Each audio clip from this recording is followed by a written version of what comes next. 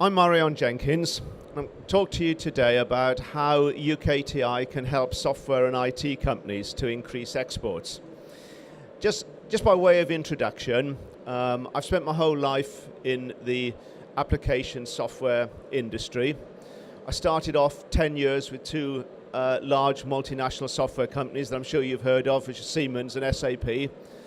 I then formed, built and sold a mid-range ERP company. And it was at the time when we went through the millennium, and some of you may recall that it was a point when everybody thought they had to buy a new system because we were going through the millennium. And although it turned out that they probably didn't, by then we'd sold all our software, so it was okay. And for the last 8 years, I've been working with UKTI, helping UK software primarily and also IT companies to increase export sales. And the type of clients that I've helped varies enormously. At one end of the scale, we have perhaps, just one guy with little more than an idea. To the other end of the scale, where I'm working with major multinationals. And the type of help that we give is very different.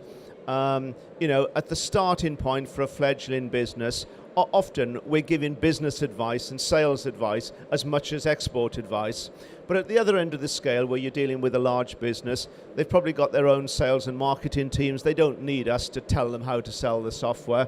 But what they need is very specific advice. So for example, one of my clients, they have a turnover of about 30 million, and they sell networking support. They just won a big deal in Argentina. Goodness knows how they managed it, but they did. And so immediately they needed assistance from us, particularly assistance from the embassy in Buenos Aires about, how to set up in Argentina, how to recruit 150 engineers, what are the statutory implications, what are the operating and practical implications, and that's the type of assistance that we could give there. So it's a whole range of different things. Now, as far as the sort of turning points for the way in which IT and software companies develop, there's two critical points, and we have to recognize that selling software is quite different to selling other products. On the plus side, you don't get the disadvantages associated with shipping physical goods, which can be complex. But on the other side, software is often complex to sell. It involves long sales cycles. It often requires the need for several personal meetings overseas. And you've then got to consider how you're going to support and maintain the product on an ongoing basis. But as I say, there are two key turning points here. The first is when you change from being reactive to proactive. So most of my clients, even those who are not thinking about export sales, will have acquired a number of overseas clients. And generally this happens either because one of their UK clients takes on an overseas subsidiary, or they get introduced in some way and they pick up an overseas client. At other times, just random inquiries drift in off the website. And they will therefore have acquired a sprinkling of overseas clients. But the critical point then is the stage at which you say, right, what we're now going to do is export proactively. And you have to think about which markets you want to target. Well, naturally, if you've acquired clients overseas and you've got a little rump of clients in a particular region or country, that's a good indication that maybe there's demand for the product. And so, for example, a client of mine in Milton Keynes has a specific application for housing associations. And they picked up 3 or 4 clients in Australia. So in trying to decide where they were going to start marketing proactively, it would seem reasonable to start looking at Australia because at least they know there is a demand for their product. Many of my clients are influenced by language considerations, and so they look at Australasia, South Africa, and the US. Other times it's regulatory requirements. And all these things UKTI can help with. The second critical turning point is the decision as to whether you go direct or indirect. Probably about half of my clients sell direct to end users, and about half look to sell via resellers. And we can help with both those things. I'll give you some examples.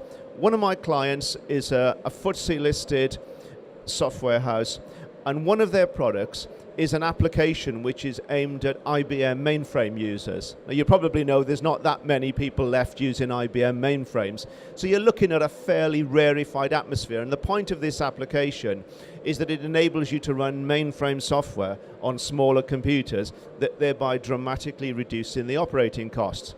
So we used a service which we call OMIS that you might have come across, Overseas Market Introduction Service, where basically the embassies and the high commissions overseas will carry out bespoke market research for British companies. So the project that they gave us in Southeast Asia was to find as many IBM mainframe users in the country as possible, and it doesn't take you that long to find them because it's going to be the banks, the airlines, the insurance companies and such, and then try and get an appointment with their main buyer, which for them was normally either the IT director or possibly the finance director. You know, the sale to the IT director is a reduction in complexity, albeit there's a slight risk for him in that he's going to lose part of his empire, which maintains the IBM mainframe. On the other hand, there is a very, very good cost-benefit analysis for the finance director in moving the software off the IBM mainframe. And that project went very well. I mean, you know, we got them appointments with a couple of banks and an airline, Thai Air, in Thailand, and a number of other successes in Korea. So that was an example of a project that we did where they were looking for end users. Another client of mine that sells training software, sells entirely through resellers. They were establishing in South America, and so we did projects in Brazil, Peru, and Chile with the sole purpose of looking for resellers. And we found resellers for them. You know, we set up meetings, the guy came over, all he really had to do was turn up, meet the reseller, consider who they wanted to take on, and they were successful in recruiting them. Another client of mine does security software, for example. So we arranged for them, they have a very specific target market, which is essentially security into government, so their target would be military, civil service, that type of thing. And we arranged for them a seminar at the High Commissioner's residence in Singapore, and the High Commission invited target audience. And it's often quite effective in that, you know, cold calling is very difficult these days. It's very difficult to get through. And I spent a big chunk of my career in selling software, telephone cold calling. And one of the things that I found was quite interesting when I came to UKTI is that if you get the embassy to do the cold calling, people are intrigued to know as to why the embassy's calling, and it does often get you through, when perhaps it might be harder. Now, you know, the rule still applies. You've only got 15 or 20 seconds on the phone to get the person who's answered the call to be interested. But sometimes it's a useful mechanism for getting target customers to come to the seminar. And then all you have to do if they don't take the call is say, the embassy'd like to ring you back. And generally speaking, people do ring the British Embassy back because they're just so intrigued to know why we'd be contacting them. So those are the two things. The other large area of discussion outside of looking for end users and resellers is the discussion that I have with many clients about the establishment of a premises overseas. And again, this varies very widely. So if it's a small UK business who feel that they want a presence in the US, you know, we discuss whether they need any more than a virtual office. With somebody answering the phone with a local accent and then referring it on to the UK. It also gives them a local address. And my experience has been over 20 years really, as we've seen big changes in technology. There still seems to be a need from prospects to talk to a local salesperson. People will readily accept support and maintenance being delivered from pretty well anywhere in the world. It's quite normal. But there still seems to be that people like to meet a salesperson that they believe is local to them. So for that reason, at one end of the scale, you know, just a Regis office is a good starting point. But then that discussion goes all the way up to the point where somebody wishes to actually open a physical office. So they might want guidance about statutory or regulatory considerations. They might want guidance about where to locate the office. For example, one of my clients produces software for advertising agencies, and they are opening an office in Silicon Valley because so many of their clients are based in Silicon Valley. So the HR director flew over to LA, met up with the embassy there, and they actually gave them guidance as to where you would locate the staff. You know, it would be the equivalent of saying, I've just flown into Heathrow. I know that Thames Valley is probably a focus for software houses. You know, where would you want to live if you were going to live in London or the Thames Valley? And eventually you would work it out, but it's a heck of a lot easier if you've got someone who lives there telling you what would probably take you three months to work out. So the establishment of premises and the recruitment of staff is another big area where we have a lot of discussions. And I spend a lot of time talking to my clients about the recruitment of sales staff, which is incredibly difficult, as you probably know, in that, you know, over the years, having recruited many sales teams, one thing I've discovered is that even the most inept salesmen seem remarkably good at selling themselves. And it often takes you 3 to 6 months to discover that they're no good. So it's doubly difficult when you're recruiting somebody overseas. So we also discuss, you know, do you want to put somebody on the payroll? What are the implications of having an employee in America? Do you want somebody on a contingent-only basis? And if so, what are the terms going to be? And if you're going on a contingent-only basis, of course, it means that you are going for a certain type of person. Generally speaking, you're going to somebody to the middle to the end of their career who has built up sufficient personal wealth that they can sell for a period of time without having to earn in the expectation of a large payoff at a later point in time.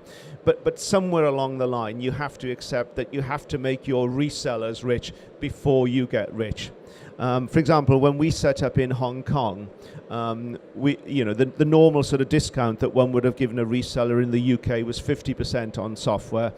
We gave our new reseller in Hong Kong 80% discount, but on the first 3 sales only.